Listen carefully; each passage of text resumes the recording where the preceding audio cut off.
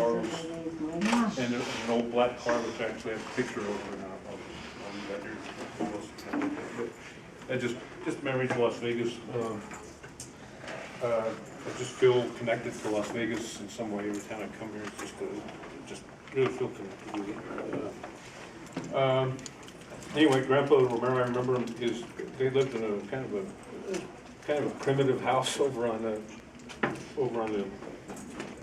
east side of town by the railroad tracks, by the roundhouse there. And it was I used to stay there. Martha and I actually used to stay there in the summer times and help out. Martha would help Grandma out. I'd help. I'd chop wood. I just remember chopping wood for days. We'd get a nickel at the end of the day, and Martha and I would walk down to the little store and get ourselves a treat for our pixie sticks for our day of hard labor. It was kind of neat. The houses, I just recall the houses, a kind of primitive house, had wood stove, electricity. There was a cable running across the house, and they had little drop downs for the. But they were happy. Grandpa was pretty old at the time, so he would talk half English, half Spanish, so I could always understand him. He was a pretty quiet man, as I recall. Grandpa Romero, M.A. Romero. We used to travel a lot with him as a little boy. We used to take the right back roads, and I still like back road driving. My dad did as well. He still does. Yeah. He used to. Yeah. So that's I remember. I remember that was always fun. Good memories of back road driving. Grandpa loved cheeseburgers. He had all his favorite spots on the back roads where we stopped for a cheeseburger. I always say, don't tell Grandma because she'll get mad at us. So, it's kind of neat. And I remember a time we went with Leon, we went all the way to British Columbia or something. No, we went to Yellowstone? Yellowstone in Jackson Hole. Yeah, in Jackson. Really? Yeah, that was fun. I've done that trip several times since, and it's Just the three of us. Yeah. You, me, and your grandpa. Yeah, Yeah, it was a fun trip. that was a fun trip. We broke down in Denver, I remember that. Yeah, okay.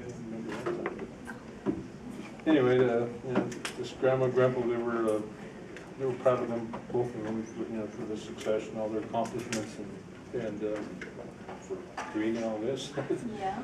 It's great people. And my dad, I'm going to get emotional, really miss him. He's my buddy. And he's my son Mark's buddy too. So. Anyway, he told me a story one time about Grandpa Romero, his grandfather. He got new teeth. He's real proud of his new teeth. So he'd ask my dad, how do I look? Am I look handsome? So sure, you look handsome. My dad always tells me, they told me like 3 or 4 times the story. That's why I remember it so vividly. But I guess he took him to Juarez, him and another man, another old man. He said, I took your grandpa, your great grandpa, and another old man to Juarez. He was so proud of his new teeth. He smiled the whole time in Juarez. They went out drinking and eating and having a good old time. My dad was stationed in Fort Bliss at the time, so he frequented that area all the time. So that was one memory my dad shared with me of his grandfather. What else? I guess that's about it. I'll just keep it short, but I'll leave this picture here. Tell us about the picture. Where were you when Okay, that this picture was taken? actually on the porch of the house in Las Vegas, the one I talked about. Oh, yes. Yeah, there was a little porch, and it was kind of a, you go on that porch, and there was a, Yes, it is. Name, Phillip. called maybe a parlor or something. In fact, Martha and I used to sleep in that room, and I had a little, that's where this was right in the porch of that front room, and he has all his eyeglass materials there that he.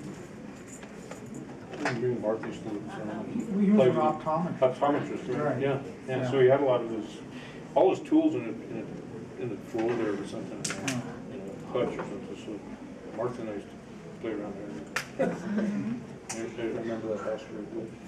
We used to be scared at night because of remember There was something, a picture on the wall that was kind of spooky. Yeah. And then the reporter came and interviewed Grandpa? Yeah, yeah, he interviewed him, and I don't recall the whole article, but I'll leave it here so people look through it. Yeah. There's a picture of Dr. Miguel Romero here, and then the 4-generation pictures.